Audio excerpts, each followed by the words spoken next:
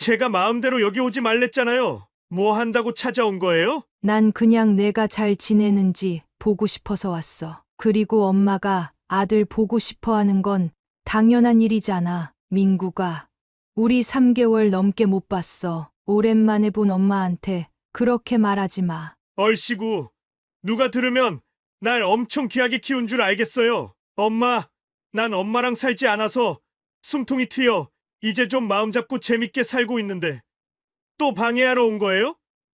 이번엔 집사람 말고 장인어른, 장모님한테 뭘 따지려고 온 거예요? 너 내 아들 맞니? 왜 말을 그렇게 하는 거야? 엄마 때문에 고생하면서 큰 건 알겠는데 그렇다고 엄마를 안 보고 살아 숨통이 트인다니 말이 너무 심하구나. 심하긴 뭐가 심해요?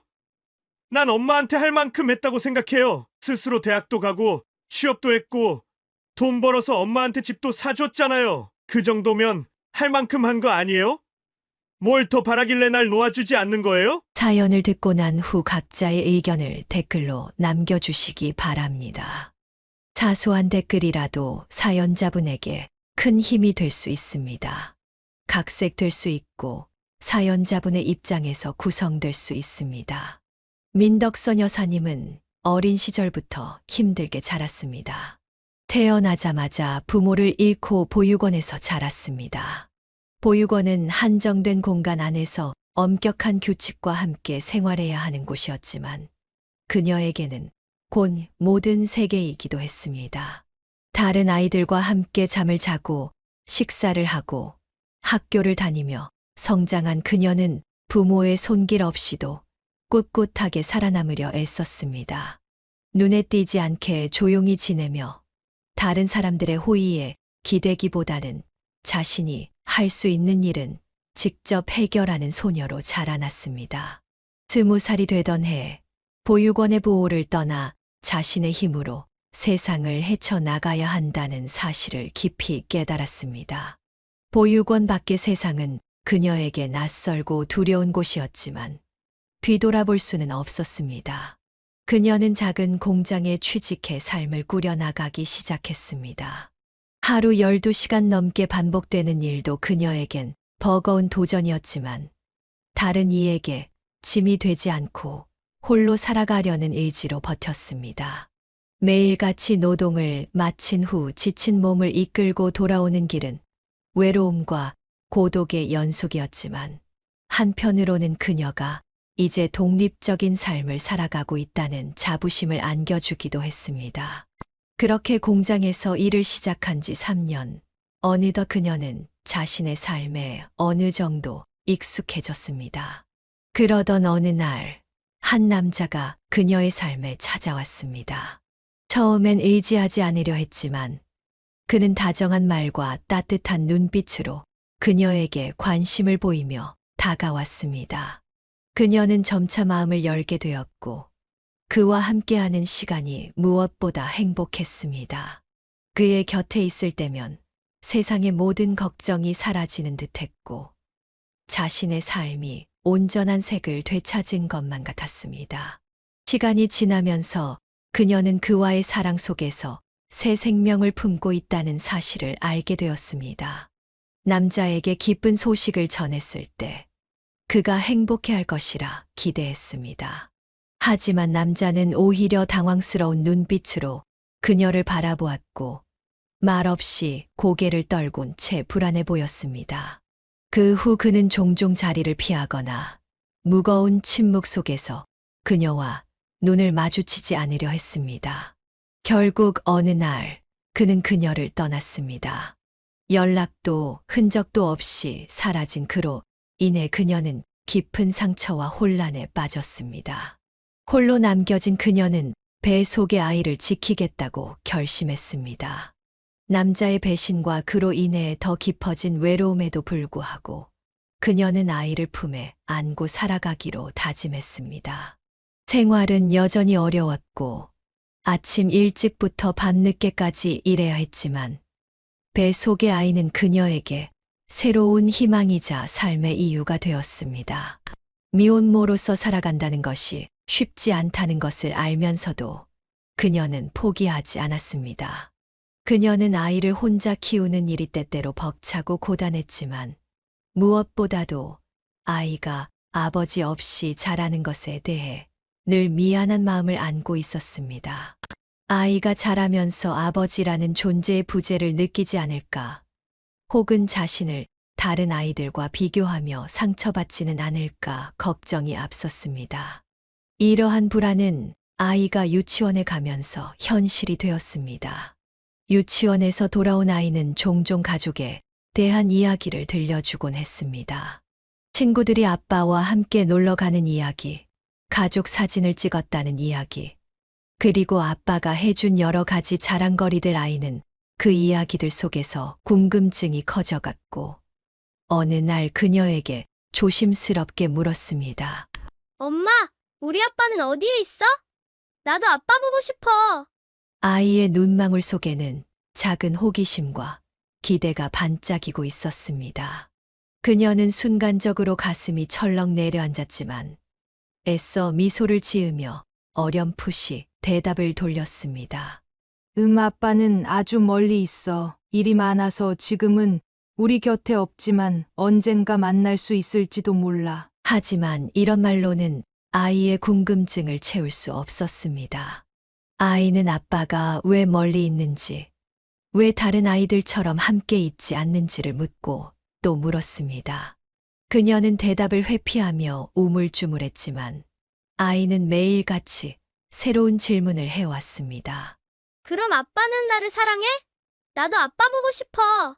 친구들은 다 아빠가 있어서 좋아하던데 우리 아빠도 나랑 놀아줄 수 있어? 그녀는 점점 궁지에 몰리기 시작했습니다. 아이의 무구한 질문에 매번 솔직하게 답해줄 수 없다는 게 가슴 아팠습니다. 아이는 또래 친구들처럼 아버지와의 따뜻한 추억을 이야기할 수 없었고, 그것이 아이의 마음에 상처가 될까봐 걱정되었습니다. 아이의 물음에 사실을 말해줄 수 없는 현실이 그녀를 더 괴롭게 만들었습니다. 그날 밤, 그녀는 아이가 잠든 후에도 한참을 그 옆에 앉아 생각에 잠겼습니다. 어두운 방 안에서 아이의 얼굴을 보며 어떤 이야기를 해줘야 아이가 상처받지 않을까 하는 고민으로 마음이 무거워졌습니다. 아이가 아버지의 부재로 인해 느낄 수 있는 외로움과 결핍을 채워주고 싶었지만 그럴 수 없다는 현실이 그녀를 힘들게 했습니다. 아이를 볼 때마다 자꾸만 미안한 마음이 커져갔고 자신이 제대로 된 부모 역할을 해주지 못하는 것만 같아 자책하기도 했습니다. 이후로도 아이는 종종 아버지에 대해 물었지만 그녀는 여전히 같은 대답을 반복할 수밖에 없었습니다. 아빠는 멀리 있어. 지금은 만날 수 없어. 이렇게 되풀이되는 답변에 아이는 조금씩 의문을 품었지만 더 깊이 묻지 못하고 눈망울을 깜빡이며 돌아섰습니다. 그녀는 아이가 자신의 빈자리로 인해 상처받지 않기를 바라면서도 언젠가 그 진실을 알게 될 날이 두렵기도 했습니다. 자신이 아이에게 줄 수 있는 사랑이 충분히 큰지, 그 사랑이 아버지의 빈자리를 메울 수 있을지 확신이 서지 않았습니다. 그녀는 그저 아이가 행복하고 당당하게 자라주기를 바라며 자신의 부족함을 메우기 위해 최선을 다했습니다. 그 당시 그녀가 하는 일은 남의 집 밭일을 하며 일당을 받는 것이었는데 그 돈으로 아들을 키우기에는 역부족이었습니다. 그래서 돈을 더 많이 주는 일을 찾아다녀 봤지만 배운 것 없고 무식했던 그녀가 할 수 있는 일은 단순 노동뿐이었습니다. 그래서 그녀는 아들을 업고 다니며 남의 집밭일과 논일, 허드렛일을 하며 살아야 했습니다. 버는 돈은 대부분 아들에게 쓰였고 그녀는 하루에 한 끼만 먹거나 아예 굶어가며 지냈습니다. 그렇게 자란 아들은 반항 한 번 하지 않고 훌륭하게 자라주었습니다. 겨우 하루 3끼 먹이며 키워주었지만 아들은 스스로 공부를 열심히 해서 장학생으로 대학을 졸업했습니다. 똑똑하고 현명한 아들은 공기업에 취직하게 됐고 회사에서 인정받는 사람이 되어 자리를 잡았습니다. 그녀의 아들은 생계곤란으로 군 면제를 받아서 사회생활이 빨랐고, 그래서인지 빨리 돈을 모아 집을 마련했습니다. 그런데 그 집을 그녀의 명의로 하여 선물했습니다. 엄마가 해준 것도 없는데 이렇게 큰 선물을 어떻게 받을 수 있겠니? 하며 거부했지만 심성 착하고 훌륭한 아들은 그녀에게 집을 사주는 게 인생의 가장 큰 목표라고 대답하며 자기 마음을 거절하지 말라고 했습니다. 이에 그녀는 자격이 없지만 아들의 큰 효도를 받게 되었고 편한 노후를 보낼 수 있게 되었습니다. 그렇게 5년이 지나고 아들이 33살이 되자 결혼할 여자를 집으로 데리고 왔습니다. 그녀는 기대하며 진수성찬을 차렸는데 예비 며느리가 집으로 들어오는 순간 놀라지 않을 수 없었습니다. 딱 봐도 나이가 40대로 보였기 때문입니다. 한참 나이 많은 여자와 결혼하겠다고 하니 가슴이 무너지는 듯 했습니다. 예비 며느리는 집안이 잘 살고 부친이 기업을 운영한다고 했습니다. 100명의 직원을 둔 꽤 규모가 있는 회사였고 사는 곳도 강남에서 가장 비싼 주택들이 밀집된 곳이었습니다. 그녀는 아들이 돈 때문에 그 여자를 선택한 것 같아 마음이 좋지 않았습니다. 그래서 예비 며느리와 어색한 만남을 가진 후 아들과 솔직한 대화를 나눴습니다. 민구가, 너 여자친구랑 9살 차이야. 너 환갑되면 내 처는 칠순이란 말이야. 그렇게 나이 많은 여자랑 결혼하려는 이유가 돈 때문이니? 재력이 있어서 홀랑 넘어간 거지? 엄마, 당연히 재력도 본 게 맞지. 그런데 진짜 여자친구를 사랑해. 장인어른, 장모님도 다 좋은 사람들이고 날 좋아하셔. 게다가 장인어른이 날 회사의 후계자로 삼겠다고 하셨어. 엄마, 이건 일생일대의 기회야. 내가 제대로 성공해서 큰 부자가 될 수 있는 최고의 기회라고. 내가 성공만 하면 엄마를 돈방석에 앉혀줄 수 있어. 민구가, 엄마는 돈방석에 앉는 거 관심 없어. 네가 행복하면 그만이라고. 엄마, 민선 씨 예쁘고 사랑스러운 사람이야. 나이가 많을 뿐이란 말이야. 민선 씨랑 평생 함께 하고 싶어서 결혼하겠다는 거니까 허락해줘. 네가 그렇게 좋다고 하니 내가 뭐라 말을 못하겠구나. 그래, 결혼해라. 이 엄마가 많은 건 못해주지만 평생 모은 돈을 네 결혼 자금으로 주도록 하마. 엄마, 그럴 필요 없어. 처가에 들어가 살기로 했어. 뭐, 처가에 대릴사위를 하겠다는 말이냐? 대릴사위라는 말을 듣자 그녀의 가슴이 철렁했습니다. 민국이, 네가 뭐가 부족하다고 처가에 들어가 살아? 엄마, 너무 과민하게 받아들이지 마. 나중에 장인어른 회사를 물려받을 건데 그 정도도 감수 못하겠어? 엄마, 나 야망 있는 남자잖아. 꼭 회사 물려받고 크게 확장해서 떼부자가 될 거라고. 엄마는 내가 잘 사는 것만 봐주면 돼. 이 엄마가 가난해서 이렇게 마음먹은 거니? 너 어릴 적 가난한 게 한이 돼서 이런 결정을 한 거야? 민구가, 지금 공기업도 다니고 먹고 살만한데 욕심을 부려야겠어? 한참 나이 많은 여자랑 결혼해서 대릴사위를 꼭 해야겠냐고? 엄마는 네가 평범하게 또래 여자랑 결혼해서 살았으면 좋을 것 같은데. 아들은 예비 며느리를 사랑한다고 했지만 아들 가진 엄마로서 9살이나 많은 여자와 결혼하는 것도 마음에 들지 않았고 대릴사위로 들어가 사는 것도 무척이나 걱정되었습니다. 그래서 연신 아들을 설득해 보았지만 이미 마음의 결정을 내린 상태라 그녀의 말을 들어주지 않았습니다. 어쩔 수 없었습니다. 해준 것도 없는 어미가 아들 앞길을 막는 것보다는 응원해 주는 것이 낫다고 여겼습니다. 그녀는 마음을 돌려 아들의 행복을 빌어주며 승낙의 말을 전했습니다. 얼마 뒤 상견례 자리에서 민덕선 여사는 사돈 내외를 만나게 됐습니다. 두 사람은 말이 별로 없었고 그저 결혼을 빨리 시켜서 아이들이 잘 살도록 도와주고 그녀의 아들을 후계자로 잘 키우겠다는 의지만 보여주었습니다. 그리고 그녀에게 바라는 것은 아무것도 없다고 말했습니다. 민덕선 여사는 아무리 그래도 아들을 장가 보내는데 빈손으로 보낼 수 없다고 생각하며 뭐라도 마련해서 드리겠다고 말했습니다. 그러자 아들이 나서서 어머니, 처가에는 필요한 게 하나도 없으니 그냥 마음만 베풀고 말아요. 라고 했습니다. 결국 그녀는 아들을 위해 모아왔던 돈을 나중에 필요할 때 주기로 마음먹고 빈손으로 장가를 보내기로 했습니다. 그 후 아들이 사돈집에 들어가 살게 되면서 아들을 만나는 건 쉬운 일이 아니었습니다. 아들이 눈치도 보이고 사돈들이 불편해할까봐 밖에서 가끔 만났습니다. 아들은 그녀를 만나러 나올 때 며느리를 데리고 나오지 않았습니다.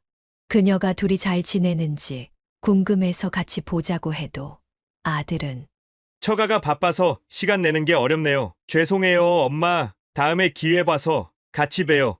라고 핑계를 대고 혼자 나와 시간을 보냈습니다. 한 달에 겨우 한 번 볼 수 있었는데 날이 갈수록 아들의 표정이 좋지 않았습니다. 사돈집에서 눈칫밥을 먹으며 살아서 그런지 얼굴과 몸이 많이 말라 있었습니다. 그녀가 해줄 수 있는 건 아들에게 따뜻한 집밥뿐이었기 때문에 한두 달에 한 번씩 아들을 집으로 불러 보양식을 해 먹였습니다. 그러던 어느 일요일 아들이 그렇게 오지 말라고 했던 사돈집의 민덕선 여사는 찾아갔습니다. 양손에 반찬을 바리바리 싸 들고 가서 아들을 잘 부탁드린다는 인사를 전하고자 했습니다. 대궐 같은 주택 앞에서 초인종을 울리자 가정부가 나왔습니다. 그녀가 아들의 엄마라는 것을 밝히고 사돈 식구들에게 인사하러 왔다고 전하니 가정부는 잠시 물어보고 온다며 그녀를 대문 앞에 세워두었습니다. 이윽고 가정부가 들어와도 좋다며 말하자 그녀는 대궐 같은 사돈집 안으로 들어갔습니다. 집은 밖에서 보는 것보다 아니 훨씬 더 훌륭했습니다. 마당을 지나 현관 안으로 들어서니 텔레비전에 나오는 부잣집 같은 모습이 눈앞에 펼쳐졌습니다. 그녀는 감탄하며 가정부의 안내를 따라 거실에 있는 사돈 내외를 만나게 됐습니다. 그러나 두 사람은 그녀가 온 게 마땅치 않다는 표정을 짓고 있었습니다. 사돈어른, 오랜만이에요. 제가 반찬 몇 가지를 해서 가져왔습니다. 그녀가 억지로 살가운 척 인사를 하자 안사돈은 소파에 다리를 꼬고 앉은 채 대답했습니다. 이런 거 필요 없는데요. 사돈, 우리 집에 일하는 가정부들은 다들 한식 자격증을 기본으로 가지고 있어요. 게다가 음식점에서 손맛 좋기로 소문난 고급 인력들이라고요. 아유, 그러시구나. 그래도 제가 만든 것도 맛있을 테니 나중에 드셔보세요. 그래요. 가지고 온 성의가 있으니 받아는 드릴게요. 이거 전해주러 오신 거예요. 아니면 무슨 할 말이라도. 특별히 드릴 말은 없고 그저 제 아들 잘 부탁드린다는 의미로 찾아왔습니다. 우리 민국이 좀 잘 봐주세요.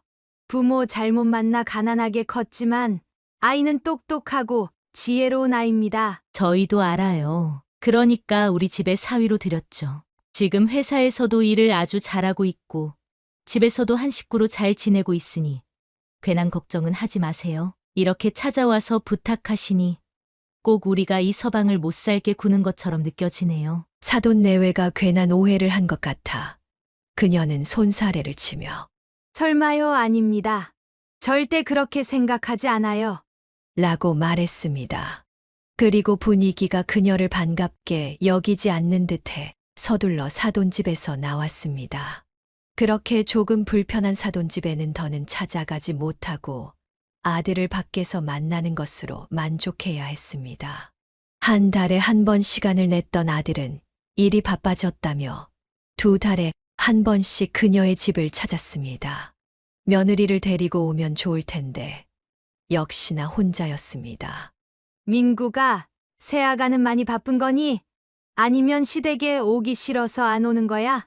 내가 잡아먹는 것도 아닌데 너무하는 것 같구나. 결혼식 이후에 딱 한 번 집에 오더니 그 이후로는 코빼기도 보이지 않네. 그녀는 서운하다는 듯 말했지만 아들은 그것을 고깝게 들었는지 며느리 욕을 하는 줄 알고 버럭 짜증을 냈습니다. 엄마, 집사람이 바쁘면 못 올 수도 있지. 왜 그런 걸로 싫은 소리를 해요? 막말로 집안 빵빵하고 잘난 여자가 시댁에 와서 시어머니 비위 맞추겠어요, 뭐. 민구가 내가 언제 내 비위 맞추라고 한 적 있니? 나도 잘난 며느리랑 얘기도 나누고 친해지고 싶어서 하는 소리야. 그리고 며느리가 됐으면 시어머니한테 안부 전화도 먼저 하고 가끔 찾아와야 하는 거 아니니? 한 가족이라는 게 뭔데? 얼굴 보고 지내는 정도는 해야 하는 거 아니야? 됐네요. 엄마가 뭐 대단한 사람도 아니면서 집사람이랑 친해지려고 그래요? 엄마, 지난번엔 연락도 없이 처가에 찾아왔죠? 그거 처부모님이 굉장히 불편하게 생각하고 계셔요. 제발 마음대로 판단하고 움직이지 마세요. 날 가난하게 키웠으면 이제라도 잘 살게 내버려 두란 말이에요. 다 된 밥에 괜히 코 빠뜨리는 행동하지 말라고요. 지금 너 뭐라고 그랬니? 내가 네 인생을 방해한다는 거야? 엄마가 아들이 보고 싶어서 사돈 집에 찾아간 게 그렇게 잘못한 일이야? 그리고 가난하게 키운 게 그렇게 잘못한 일이니? 민국이 너 결혼 후에 많이 변했구나. 착하고 순한 녀석이었는데 이젠 엄마한테 상처 주는 말을 아무렇지 않게 하는구나. 내가 결혼 후에 변한 게 아니라 늘 가슴에 화가 차 있던 걸 분출하지 않았을 뿐이에요. 늘 가난하게 사는 게 치욕스럽고 원망스러웠어. 엄마 잘 만났으면 그렇게 고생하면서 크지 않았을 거란 생각을 하루에도 수천 번 했다고요. 나 착한 아들 아니에요. 화도 많고 엄마 미워하는 마음도 많단 말이에요. 그러니까 제발 나 사는 것에 방해하지 마세요. 조금만 더 있으면 장인어른의 후계자가 돼서 출세할 거라고요. 운전기사랑 가정부가 딸린 집에 살면서 떵떵거리며 살 날이 머지않았다고요. 그러니까 괜히 주제 넘은 소리하면서 날 가르치려 들지 마세요. 알았어요? 아들이 그녀의 가슴에 못을 박는 말을 하자 눈물이 왈칵 쏟아졌습니다. 아들에게 화가 나기도 했지만 많은 걸 못해주고 키운 게 한이 되어 서운한 마음과 죄책감이 밀려왔습니다. 그렇게 아들 민국이는 화를 내며 그녀의 집을 떠나버렸고 그녀는 앞으로 아들의 앞길을 막지 않겠다고 다짐했습니다. 그래서 며느리에게 안부 전화도 하지 않았고 사돈 집에는 절대 찾아가지 않기로 결심했습니다. 그러던 어느 날 주말에 산책을 하던 중 그녀는 멀리서 며느리의 얼굴을 보았습니다. 옆에는 아들이 아닌 다른 남자가 있었습니다. 두 사람은 입가에 미소가 가득했고 무척 다정해 보였습니다. 누가 봐도 바람을 피우는 것 같은 분위기였습니다. 그녀는 가만히 있지 못하고 며느리 앞으로 다가가 말을 걸었습니다. 예, 민선아 너 지금 여기서 뭐 하는 거니? 어머님, 오랜만이에요. 어머님 여기 근처 사시죠? 제가 자주 찾아뵈어야 하는데 일이 많이 바빴네요. 안부 인사는 집어치우고 이 남자 누군지 설명해줘야 할 것 같구나. 너 내 아들 두고 바람 피우는 거야? 네. 어머님, 지금 뭐라고 하셨어요? 바람이요? 어떻게 그런 막말을? 이분 제 사촌 오빠예요. 그 순간 그녀는 아차하고 가슴이 철렁 내려앉았습니다. 큰 실수를 한 것 같아 바로 며느리와 그 사촌 오빠에게 오해해서 미안하다고 사과했습니다. 아이고, 내가 노망이 들었나. 새아가 미안하다. 오빠분께도 너무 죄송합니다. 아이고, 늙은이가 괜한 오해를 했네요. 그 민선이 시어머니시군요. 괜찮습니다. 뭐 저희가 사촌인 거 전혀 닮지 않아서 가끔 오해받곤 해요. 사돈어른 이렇게 만난 김에 같이 식사나 하실래요? 네. 식사요?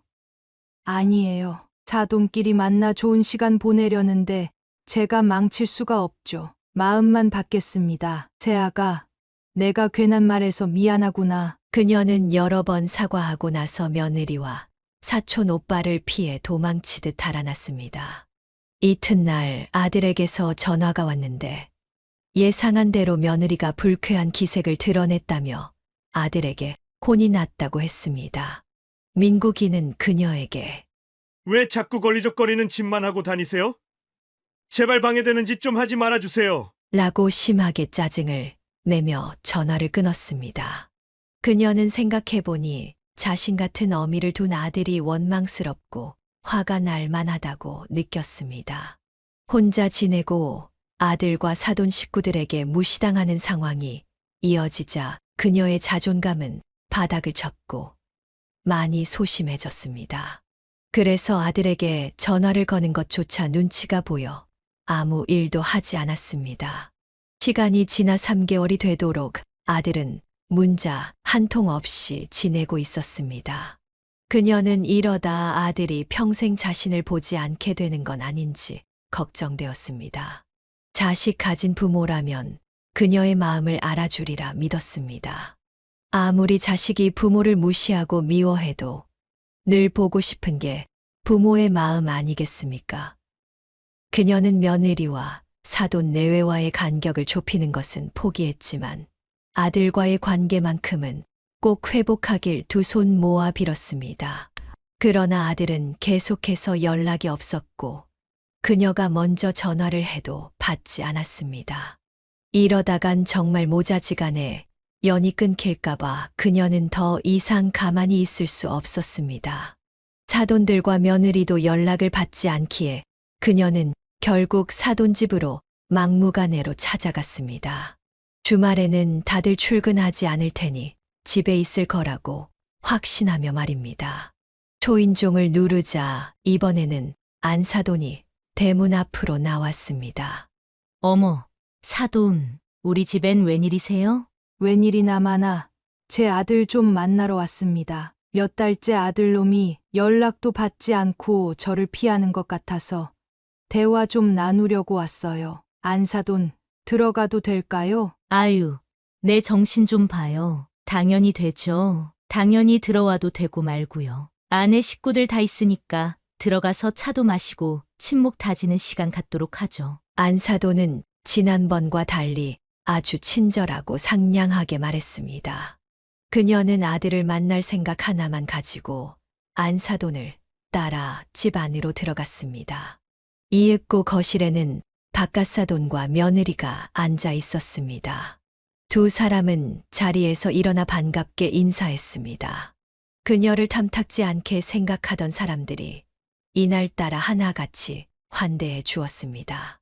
그녀는 고개 숙여 인사를 드리고 아들의 행방을 물었습니다. 사돈 어른, 주말에 실례하게 됐습니다. 아들 녀석이랑 연락이 되지 않아서 답답한 마음에 찾아왔습니다. 아이고, 우리 사위가 요즘 많이 바쁜 것 같더니 사돈 볼 새가 없었나 봅니다. 2층에 있으니까 바로 내려오라고 할게요. 바깥사돈이 손짓을 하자 가정부가 급히 2층으로 올라가 아들을 데리고 내려왔습니다. 그녀는 오랜만에 본 아들을 향해 환한 미소를 지었습니다. 그녀에게 모질게 굴고 짜증을 부렸던 기억은 사라지고 반가운 마음만 남아 있었습니다. 민구가 그동안 잘 지낸 거야? 아유, 얼굴이 많이 할쑥해졌네. 왜 엄마 전화를 안 받는 거야? 전에 서운한 게 그렇게 많았니? 그러자 아들은 퉁명스럽게 대답했습니다. 제가 마음대로 여기 오지 말랬잖아요. 뭐 한다고 찾아온 거예요? 응. 아니, 난 그냥 내가 잘 지내는지 보고 싶어서 왔어. 그리고 엄마가 아들 보고 싶어 하는 건 당연한 일이잖아. 민구가 우리 3개월 넘게 못 봤어. 오랜만에 본 엄마한테 그렇게 말하지 마. 얼씨구, 누가 들으면 날 엄청 귀하게 키운 줄 알겠어요. 엄마, 난 엄마랑 살지 않아서 숨통이 트여 이제 좀 마음 잡고 재밌게 살고 있는데 또 방해하러 온 거예요? 이번엔 집사람 말고 장인어른, 장모님한테 뭘 따지려고 온 거예요? 너 내 아들 맞니? 왜 말을 그렇게 하는 거야? 엄마 때문에 고생하면서 큰 건 알겠는데 그렇다고 엄마를 안 보고 살아 숨통이 트인다니 말이 너무 심하구나. 심하긴 뭐가 심해요?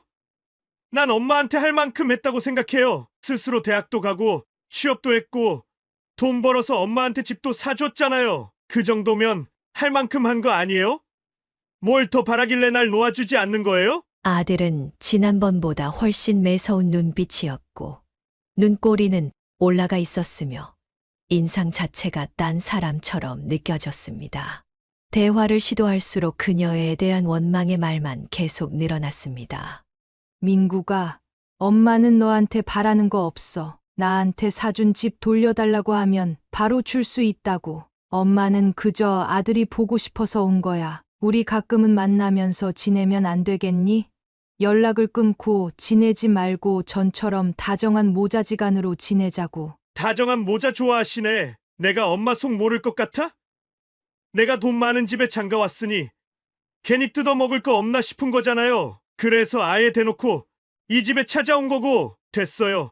다 필요 없으니까 나가세요. 나한테 엄마는 지옥 같은 존재란 말이야. 아들이 그녀의 가슴을 찢는 말을 연신하며 내쫓으려 했지만 사돈 식구들은 아무도 말리지 않았습니다. 뭔가 단단히 마음을 먹은 듯한 태도였습니다. 그들의 차가운 시선 속에서 그녀는 조롱당하고 있는 것처럼 느껴졌습니다. 그러나 그녀는 아들의 막말이 진심이 아닐 것이라 믿고 설득하려 했습니다. 민구가, 우리 나가서 이야기 좀 하자. 여기서 이럴 게 아니라 우리 둘이 나가서 조용히 대화 좀 하자고. 그녀가 간절히 요청했지만 바깥 사돈이 그녀와 아들 사이를 가로막으며 저지했습니다. 사돈, 그만하세요. 이 서방이 지금 많이 흥분한 것 같으니 오늘은 그냥 돌아가시고 다음에 만나도록 하세요. 그게 무슨 말씀이세요? 쌓인 게 있으면 바로 풀어야지 왜 나가라는 겁니까? 비키세요. 저는 아들과 대화 나누지 못하면 한 발짝도 움직이지 않겠습니다. 제가 이런 말씀까지는 드리지 않으려 했는데 이 서방은 사돈과 인연을 끊고 싶어 해요. 처음 저희 집에 들어오자마자 사돈 이야기를 했다고요. 자기를 힘들게 하는 존재라며 다신 보고 싶지 않다고 입버릇처럼 말하더군요. 지금 이 서방 심리 상태로 봐서는 사돈이 잠시 떨어져 있는 게 좋을 것 같습니다. 바깥 사돈의 말도 안 되는 소리에 그녀는 화가 치밀어 올라 언성을 높이고 사돈을 밀쳤습니다. 어디 말도 안 되는 소리라고 그러세요? 당장 비켜요. 제 아들 잠시 데리고 나가올 테니까 옆으로 비키시라고요. 사돈 이러지 마세요. 그러다 정말 아들을 잃을 수도 있다니까요. 괜히 이 서방 속 더 뒤집었다가는 사돈이 무사하지 못할 거라고요. 그녀는 기가 막혀 그들을 노려보았습니다. 이 사람들 다들 짠 거지? 나와 아들이 못 만나게 하려고 당신들이 조종한 거지? 심성 착한 아들이 이렇게 변한 건 모두 당신들 짓이야. 난 지금 당장 아들을 데리고 나가야겠으니까 저리들 비켜요. 그녀가 바깥 사돈을 옆으로 밀치고 아들에게 손을 잡으려 하자 민국이가 그녀의 양 어깨를 밀어버렸습니다. 그녀는 바닥에 쓰러졌습니다. 민구가, 너 지금 뭐 하는 짓이야? 엄마한테 왜 이래? 엄마 좋아하시네. 이제 다 끝이야. 당신과 나는 이제부터 아무 사이도 아니니까 다신 찾아오지 마. 나이 30이 넘어서야 제대로 된 행복을 느끼게 됐는데 그걸 당신이 방해하고 있어. 앞으로는 찾아와도 만나주지 않을 테니까 영영 날 볼 생각하지 마. 아들은 무섭게 그녀를 내려다보며 경고했습니다. 그녀가 키운 아들의 모습은 온데간데 없이 완전히 다른 사람이 서 있었습니다. 사돈 식구들은 뒷짐을 지고 고개를 흔들며 마치 조롱하는 듯 했습니다. 그녀는 아들이 가정부들에게 명령하자 사돈 집에서 질질 끌려 나오게 되었습니다. 아들이 조금씩 변하고 있던 것을 알고 있었지만 이렇게 완전히 딴 사람으로 변한 걸 보니 마음이 착잡했습니다. 그리고 아들의 말이 진심인 것 같아 가슴이 공허하고 쓸쓸했습니다. 집으로 돌아오며 그녀는 많은 생각을 했습니다.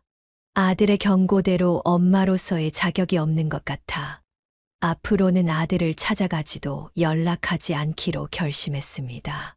그녀는 아들에게 받은 상처가 깊어 당분간 조용히 아무것도 하지 않고 지내기로 했습니다.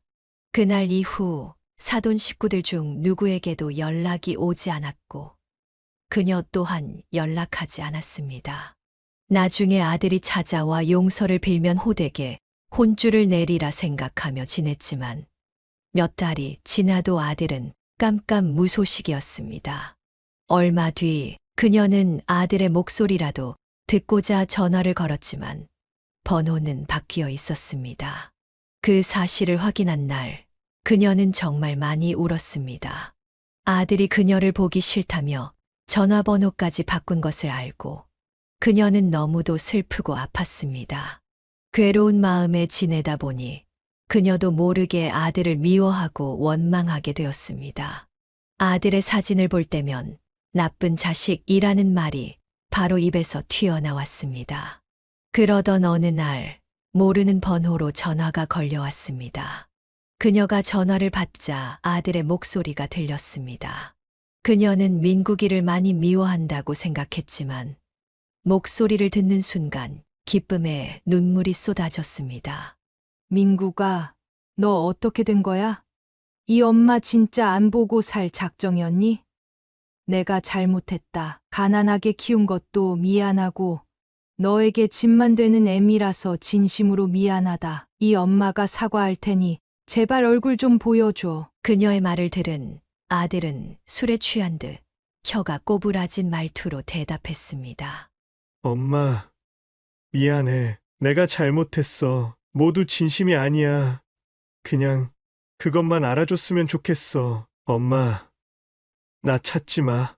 이게 마지막 전화야. 내가 전에 화내고 그랬던 거 모두 미안해. 이제 엄마 얼굴 보는 거 힘들어서 안 되겠어. 그만 연락해. 민구가, 술 취했니? 너 지금 무슨 말 하는 거야? 마지막 전화라니. 왜 엄마한테 그렇게 상처만 주는 거야? 미안해. 이 못난 아들이 이거밖에 안 되는 인간이었어. 엄마, 다신 날 찾지 마. 이만 끊을게. 아들은 그렇게 통보하듯 말하고 전화를 끊어버렸습니다. 그녀는 바로 휴대폰에 찍힌 번호로 전화를 걸었지만 수신이 금지된 전화라는 안내만 들려왔습니다. 아마도 공중전화로 걸었던 모양이었습니다. 이렇게까지 통화가 됐는데 어느 부모가 가만히 있겠습니까? 그녀는 아들에게 무슨 큰일이 생긴 것 같아 모든 것을 알아내고 해결하기로 결심했습니다. 며칠 뒤 그녀는 아들이 일하는 사돈의 회사로 찾아갔지만 그곳은 보안이 철저해 발도 들이지 못했습니다. 입구에서 경비가 붙잡는 바람에 아들을 볼 수 없었고 점심시간에 나오기를 기다려봤지만 회사 내에 식당이 있어 누구도 나오지 않았습니다. 저녁까지 기다렸지만 사돈과 아들은 보이지 않았고 결국 그녀는 사돈 집으로 발길을 돌렸습니다. 혹시 엇갈렸는지 아니면 회사가 아닌 다른 곳에 다녀왔는지 알 수 없었지만 사돈 집에서 밤까지 기다리면 만날 수 있을지도 모른다는 생각에 사돈 집 앞으로 찾아갔습니다. 그러나 이상하게 초인종을 누르고 싶지 않았습니다. 그녀가 온 것을 알면 그들이 뭔가를 숨길 것만 같았습니다. 그래서 그녀는 사돈집의 높은 담벼락을 타고 올라 화단으로 뛰어내렸습니다. 마당을 살금살금 걸어가며 집 안이 훤히 보이는 창가로 다가갔습니다. 창문이 절반쯤 열려 있어 그녀는 슬쩍 안을 엿볼 수 있었습니다. 가정부들이 한참 동안 식사를 준비한 후 사돈 내외가 먼저 방에서 나와 식탁에 앉았습니다. 이어서 며느리와 며느리의 사촌 오빠, 그리고 고등학생으로 보이는 아이가 함께 식탁에 앉았습니다. 그녀는 집안 행사가 있는 것이라 생각하며 아들이 잘 지내는지 확인하기 위해 기다렸습니다. 이윽고 삐쩍 마른 아들이 거실로 나왔지만 다 같이 먹는 식탁이 아닌 따로 개인 상 앞에 앉았습니다. 상황을 전혀 이해할 수 없던 그녀는 당황했습니다. 잠시 후 가정부가 작은 찻상에 물로만 밥과 단무지를 올려 아들 앞에 내려놓았습니다. 아들은 상 앞에 앉아 물에 마른 밥을 먹기 시작했습니다. 반면 사돈 식구들은 식탁에서 스테이크를 썰며 여유롭게 식사를 하고 있었습니다. 그녀는 기가 막혔지만 좀 더 지켜보기로 했습니다. 그때 바깥 사돈이 며느리의 사촌 오빠에게 말을 걸었습니다. 김서방, 자네 내 딸하고 이혼해서 미국에서 잘 살더니 이젠 다시 돌아온 거야. 우리 손자랑 이 집에서 계속 살고 싶은 건가? 아버님, 당연하죠. 제가 집사람하고 이혼한 건 큰 실수였어요. 아버님, 저희 부모님이 아버님 회사에 크게 투자하신다고 했는데 들으셨습니까? 그거 들었지. 안 그래도 자네 부모님과 식사 한번 하려고 생각 중이야. 그럼 아버님, 저기 있는 집사람 새 남편은 어떻게 하실 거예요? 쟤는 신경 쓰지 마. 우리 집 종으로 계속 둘 거야. 저 자식은 똑똑하고 일 잘해서 데리고 온 놈이지. 처음엔 내 딸이 좋아했는데 이젠 질려서 버리고 싶다고 하더군. 그러니까 자네는 이 집에서 내 손자랑 내 딸이랑 같이 살면 돼. 회사는 당연히 자네가 물려받을 거고. 아, 그럼 저 남자는 그냥 종인 거네요. 그렇지. 지금 꼬라지를 봐봐. 무릎 꿇고 밥 처먹는 거 안 보이나? 저 자식은 내가 말하는 게 법인 줄 알고 복종하고 있다고. 저건 그냥 종이야. 저 자식이 똑똑해서 회사에서 써먹을 게 많다니까. 어지간한 간부보다 일 처리 잘해. 이번에 미국이랑 베트남 합동 프로젝트를 맡아 다 구축하고 계약한 것도 저 자식이 다 한 거야. 돈벌이에도 능숙하고 대가리에도 든 게 많다니까. 또 무엇보다 내 말에 복종 잘하지. 아버님 대단하십니다. 그런데 어떻게 하신 거예요? 노하우를 알려주셔야 제가 나중에 회사 물려받고 똑같이 부려먹을 것 아닙니까? 이 사람이 공짜로 다 가져가려 하네. 김서방, 자네가 내 딸과 손주랑 이 집에서 제대로 잘 사는 모습을 보여주기 전까진 아무것도 알려주지 않을 거야. 그러니 지난번처럼 싸우고 집 나가지 말고 가정에 충실하며 회사 일 열심히 하는 모습 보여줘. 네, 아버님, 명심하겠습니다. 여하튼 아버님 대단하십니다. 사람을 홀리게 하는 능력이 탁월하시니 이런 수재가 종으로 있는 거 아니겠습니까? 그녀는 가슴이 무너지는 듯한 고통을 느끼며 그 광경을 지켜보았습니다. 아들이 자신이 그토록 바라던 성공을 위해 노력한 결실이 사돈의 집에서 노예처럼 살게 된 현실임을 받아들이기 어려웠습니다. 내 말 한마디면 저 자식은 무슨 짓이라도 다 해. 재밌는 이야기 하나 해줄까? 아니, 지난번에 저 새끼 애미가 우리 집에 찾아왔는데 말이야. 내가 인연 끊을 만큼 심하게 막말하라고 일러주었거든. 그랬더니 저 자식이 지 애미를 넘어뜨리고 평생 연 끊고 살자며 욕을 하더라고. 그때 얼마나 재밌었는 줄 아나? 게다가 내가 지 애미랑 다시 연락하면 가만 안 두겠다고 하니까 알아서 핸드폰도 해지했어. 어떤가? 제대로 길들였지? 아버님 존경합니다. 그럼 저 자식은 평생 이 집에 두고 부려먹으면 되는 거죠? 아유, 그럼 당연하지. 회사에서도 써먹고 집에서도 저렇게 가지고 놀면 얼마나 재밌나? 그녀는 모든 이야기를 듣고서야 아들이 왜 그동안 모질게 굴었고 처가에만 붙어 살았는지 알게 되었습니다. 민국이는 바깥사돈에게 완전히 가스라이팅을 당해 주인으로 모시는 노예가 되어버린 것이었습니다. 이런 일이 뉴스에서나 보는 일이라 생각했는데 자신의 아들이 당할 거라곤 상상도 하지 못했던 것입니다. 며칠 전 술에 취해 몰래 전화한 것을 떠올리며 아직 늦지 않았다고 판단했습니다. 그녀는 사돈 식구들에게서 아들을 빼내기 위해 방법을 모색하다가 화단에 널브러진 호스를 발견했습니다. 그녀는 수도꼭지를 틀고 호스 끝을 잡아 창문을 활짝 열었습니다. 그리고 망설임 없이 몸을 날려 집 안으로 들어갔습니다.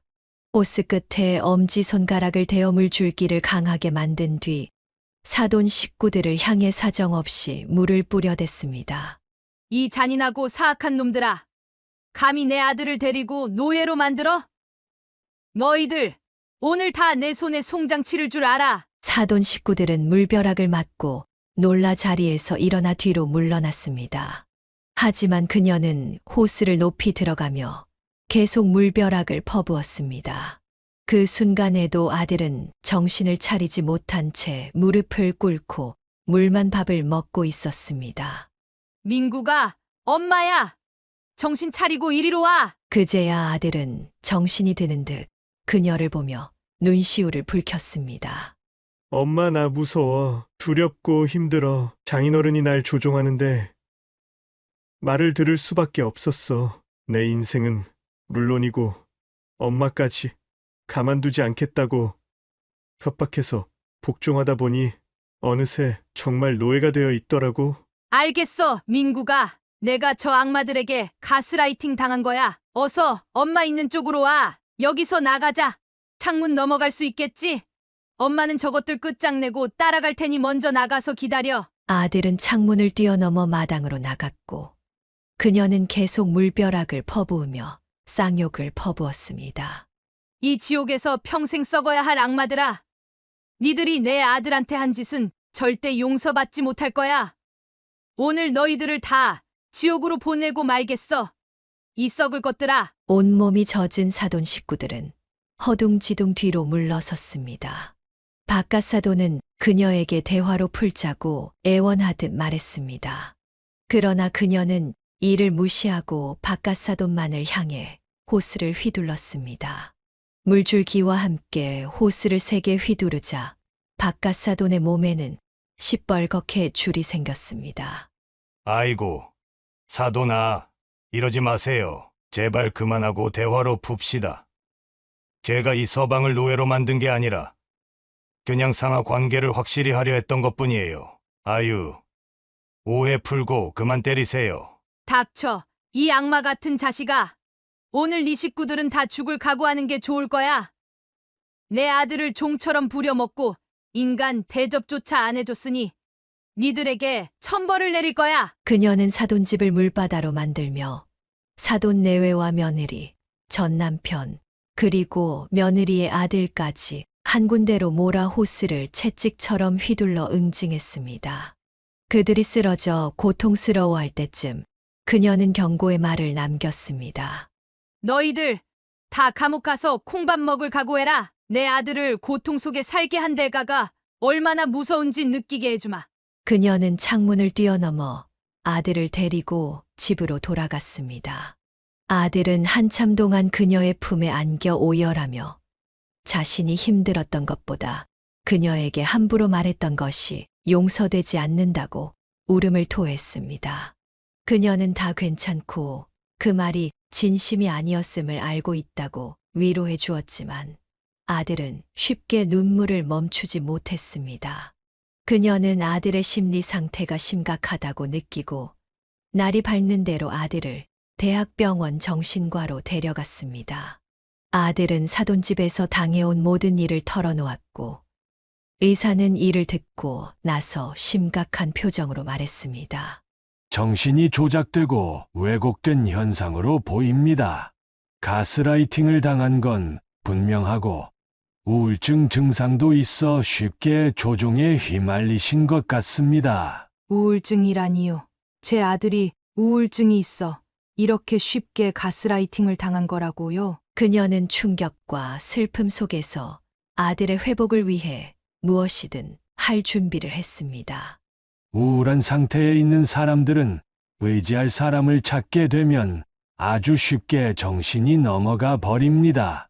아드님의 상태는 심각한 우울 상태예요. 지속적인 치료가 필요합니다. 그 말을 듣자 그녀의 가슴이 미어졌습니다. 아들을 건강하게 잘 키웠다고 생각했는데 그게 전혀 아니었습니다. 몸만 가난하게 키운 것이 아니라 정신마저도 지켜주지 못해 이런 사달이 난 것이었습니다. 아들이 우울증을 겪고 있다는 말에 가슴이 너무 아파 죽을 것만 같았습니다. 어쨌든 그녀는 아들을 며칠 병원에 입원시켜 약물 치료를 받게 했고 자신도 아들 곁에서 떨어지지 않았습니다. 일주일 뒤 아들은 몰라보게 상태가 좋아졌습니다. 얼굴도 밝아지고 살도 올라 예전의 모습으로 돌아온 듯 보였습니다. 그녀는 아들을 집으로 데려와 집밥을 먹이며 더욱 몸을 회복시켰습니다. 아들이 훨씬 건강해진 모습을 보니 한결 마음이 놓여 경찰에 신고하기로 마음을 먹었습니다. 그런데 그때 바깥사돈이 그녀의 집을 찾아왔습니다. 사부인과 사위에게 사과하고 싶습니다. 현관문 좀 열어주세요. 그러나 그녀는 단호하게 거부하며 문을 열지 않았습니다. 돌아가세요. 사과 따위로 넘어갈 일이 아니에요. 하지만 아들은 그녀에게 잠시 비켜달라고 하더니 현관문을 열고 바깥사돈에게 달려가 안겼습니다. 정신적으로 다 회복되었다고 생각했는데 아들은 여전히 바깥사돈에게 의지하고 있는 듯 보였습니다. 그녀는 두 사람을 떼어놓으려 했지만 결국 아들의 힘에 밀려나고 말았습니다. 이후 그녀는 다시 사돈집에 찾아갔지만 그들은 그녀를 문전박대하며 다시는 우리 인생에 끼어들지 말라고 했습니다. 아들 또한 고래고래 소리를 지르며 그녀에게 가만히 두라고 했습니다. 그녀는 경찰에 신고해 아들을 구하려 했지만 경찰은 사돈집에 들어갔다가 아무 문제도 발견하지 못했다고 했습니다. 아드님은 멀쩡히 잘 지내고 계시니 걱정하지 마세요라는 말을 들으며 내보내졌습니다. 한편 형사 중 한 명이 그녀에게 작은 쪽지를 건넸습니다. 그녀가 쪽지를 펴보는 순간 모든 걸 포기하고 집으로 돌아갔습니다. 아들을 먼저 찾지 않기로 결심한 것입니다. 그 후 3달이 지났을 때 아들로부터 갑작스러운 연락이 왔습니다. 아들은 경찰서로 빨리 와달라고 했고 그녀는 급히 달려갔습니다. 그곳에는 쇠고랑을 찬 바깥사돈과 안사돈, 며느리와 전 남편이 있었습니다. 사실 아들이 바깥사돈을 따라간 이유는 복수를 위해서였던 것입니다.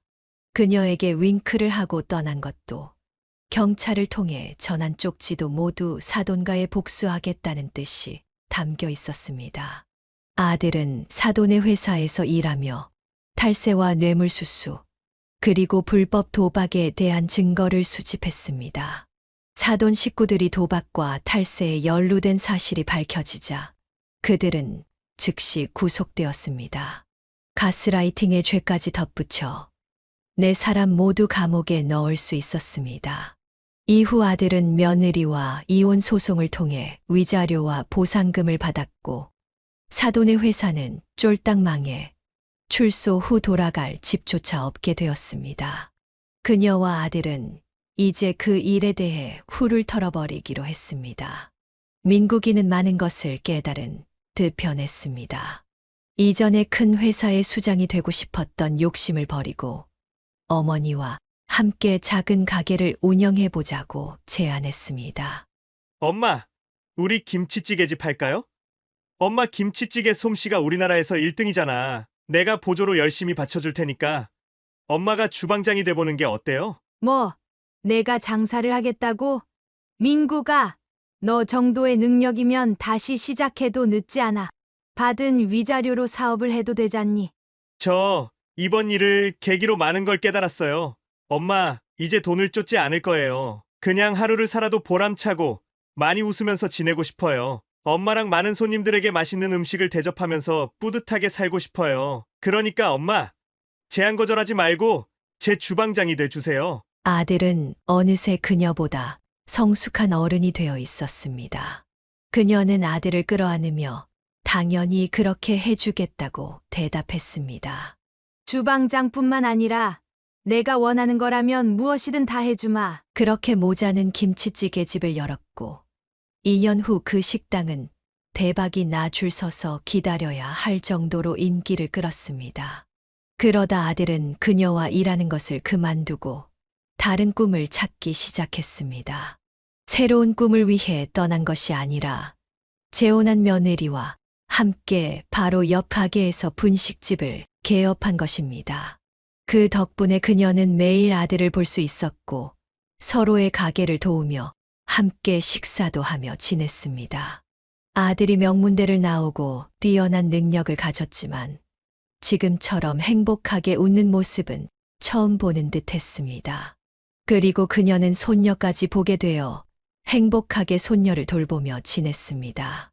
이제 그녀의 식당은 직원들에게 맡기고 손녀 키우는 재미로 하루하루를 보내고 있습니다. 여기까지가 민덕선 여사님의 사연입니다. 사돈의 행동이 정말 추악합니다. 사연을 듣고 댓글을 남겨주시기 바랍니다. 사소한 의견일지라도 사연자분에게는 큰 힘이 됩니다. 노골적인 악성 댓글은 사연자분에게 상처가 될 수 있으니 삼가주시기 바랍니다.